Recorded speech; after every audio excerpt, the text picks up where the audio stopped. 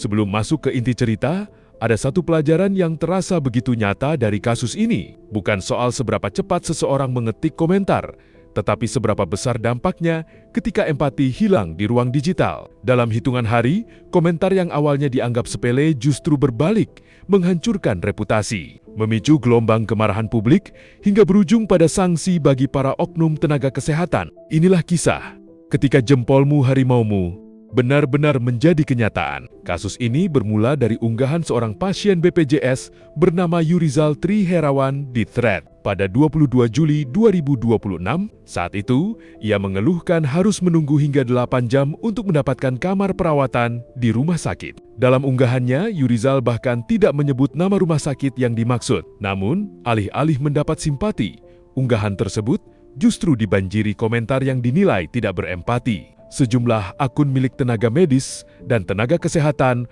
menuliskan kalimat-kalimat bernada merendahkan, mulai dari sindiran, ejekan, hingga komentar yang dianggap melewati batas kepatutan. Situasi berubah menjadi jauh lebih emosional ketika pada 31 Juli 2026, Yurizal dikabarkan meninggal dunia. Kabar duka yang disampaikan keluarganya membuat unggahan lama itu kembali viral. Warganet pun ramai-ramai menelusuri komentar para oknum nakes tersebut. Gelombang kemarahan pun tak terbendung. Di berbagai platform media sosial, netizen mengecam keras sikap yang dianggap tidak mencerminkan nilai kemanusiaan. Banyak yang menilai profesi yang identik dengan kepedulian seharusnya tidak diwarnai komentar yang menyakiti pasien. Beberapa komentar bahkan menjadi sorotan luas. Ada yang menyindir kondisi pasien, ada yang menuliskan kalimat tentang ruang jenazah, hingga komentar singkat yang dianggap menghina. Reaksi publik pun sangat keras. Banyak akun yang akhirnya menutup kolom komentar, mengunci akun, bahkan menghilang dari media sosial. Di tengah derasnya kritik,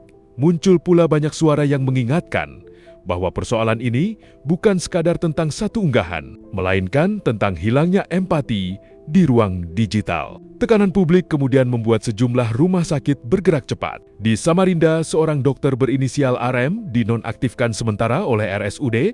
Ia muis untuk menjalani pemeriksaan internal. Manajemen rumah sakit menegaskan proses disiplin telah berjalan sesuai aturan, dan yang bersangkutan juga telah menyampaikan permohonan maaf.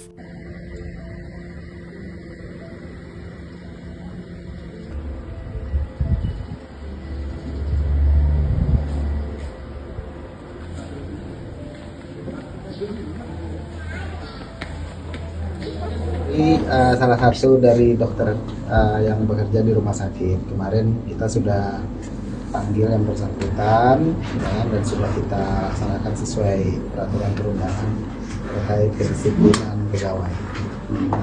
Dan yang bersangkutan juga sudah menyatakan permintaan maaf ke rumah sakit. Pak, itu kejadiannya di rumah sakit sini atau di rumah sakit mana? Bukan, saya nggak tahu secara detail rumah sakit mana, tapi kejadiannya bukan di rumah sakit MUIS. Jadi dokter ini hanya sekedar berkomentar atau sekedar berkomentar di IG orang lain, saya juga nggak tahu ya kan. Ya, jadi kejadiannya bukan di rumah sakit kita. Sanksi apa ya Pak yang dijatuhkan Pak? Sekarang, ya sekarang diserahkan dulu lah, biar tenang dulu lah. Berapa hari? 2-3 hari lah kita lihat situasi. Kita udah laporkan juga ke Inspektor ATL. Ada kemungkinan petugas ini dikeluarkan dari rumah sakitnya atau seperti apa? Belum tahu, nanti kita lihat. Pak dokter itu statusnya di rumah sakit ini apa Pak? Pegawai. Pegawai negeri sipil. Bukan, pegawai BLUD. Pegawai apa Pak? Pegawai BLUD.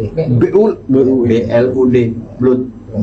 Langkah serupa dilakukan RSUD Dr. Soekarjo Kota Tasikmalaya. Salah seorang pegawai yang terlibat telah dijatuhi sanksi, serta diwajibkan mengikuti pembinaan. Pihak rumah sakit menegaskan bahwa menjaga kepercayaan masyarakat merupakan prioritas yang tidak bisa ditawar. Assalamualaikum warahmatullahi wabarakatuh. Saya Norma Zahara. Izinkan saya menyampaikan permintaan maaf dan penyesalan saya yang sebesar-besarnya terhadap sikap dan tindakan saya di sosial media Threads yang telah menyinggung dan menyakiti almarhum Yurizal beserta keluarga. Terkhusus untuk mereka dan untuk pada umumnya saya meminta maaf kepada netizen Indonesia untuk memaafkan perbuatan saya yang tidak senonoh dan sangat-sangat tidak mencerminkan sebagai manusia. Saya menyadari hal itu sangatlah tidak pantas dan saya berjanji tidak akan mengulanginya lagi. Sampai saat ini penyesalan itu masih ada dan saya terus berupaya untuk mengendalikan semuanya dengan berbuat lebih baik lagi dan memperbaiki sikap saya yang tidak layak dan tidak pantas. Mengenai pekerjaan saya bertanggung jawab penuh dengan kedinasan dan instansi yang terkait dengan saya untuk diselesaikan dengan aturan yang berlaku. Saya siap menerima konsekuensi apapun itu yang menjadi keputusan yang sesuai dengan aturan. Terima kasih. Wassalamualaikum warahmatullahi wabarakatuh.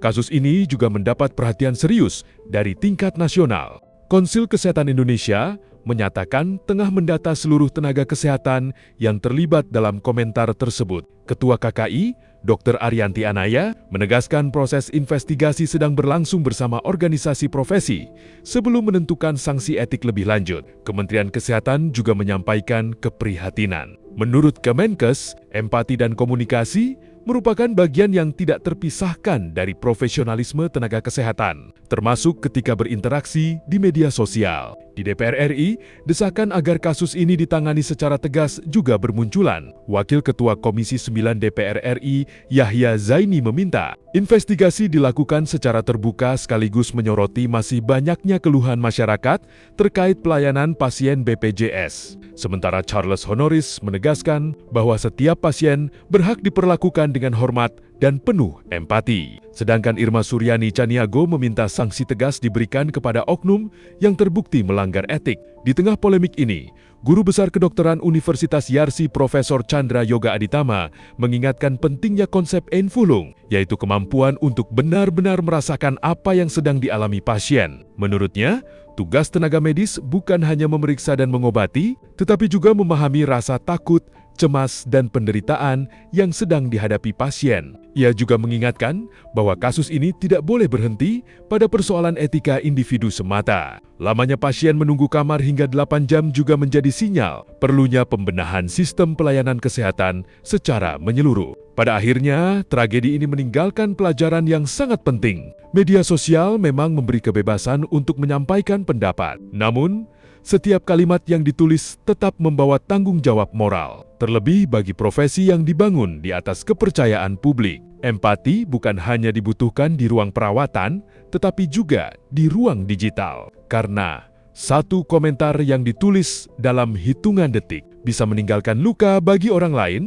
sekaligus mengubah masa depan penulisnya sendiri. Kasus ini menjadi pengingat bahwa kompetensi dan etika harus berjalan berdampingan. Sebab pada akhirnya, pelayanan kesehatan yang benar-benar bermartabat bukan hanya soal kemampuan menyembuhkan penyakit, tetapi juga tentang menjaga kemanusiaan, baik saat mengenakan seragam profesi maupun ketika jemari menyentuh layar ponsel. Assalamualaikum warahmatullahi wabarakatuh. Om Swastiastu, salam kebajikan, Shalom. Saya Hilda Clarissa Theophilus, tenaga kesehatan di Rumah Sakit Umum Daerah Umum Raramehawengapu, dengan ini menyampaikan permohonan maaf yang sebesar-besarnya atas unggahan dan komentar saya di media sosial yang telah menyakiti hati masyarakat, pasien, rekan sejawat, maupun institusi tempat saya bekerja. Saya menyadari bahwa apa yang saya tulis sama sekali tidak berpikiran panjang, tidak memiliki empati, dan merugikan pihak-pihak terkait. Saya sadar tindakan saya tersebut sepenuhnya salah dan tidak bisa dibenarkan dengan alasan apapun. Saya menyadari bahwa tindakan tersebut tidak mencerminkan sikap profesional yang seharusnya dijunjung tinggi oleh seorang tenaga kesehatan. Saya bertanggung jawab penuh atas kekeliruan ini dan menerima segala masukan, sanksi, serta evaluasi yang diberikan. Sebagai bentuk tanggung jawab, saya sudah menghapus unggahan yang dimaksud dan berkomitmen untuk lebih berhati-hati dalam menggunakan media sosial, menjaga etika profesi, serta mematuhi peraturan yang berlaku. Demikian pernyataan ini saya sampaikan dengan penuh kesadaran dan tanpa paksaan dari pihak manapun. Terima kasih.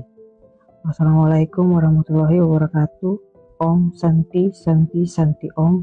Salam kebajikan. Shalom.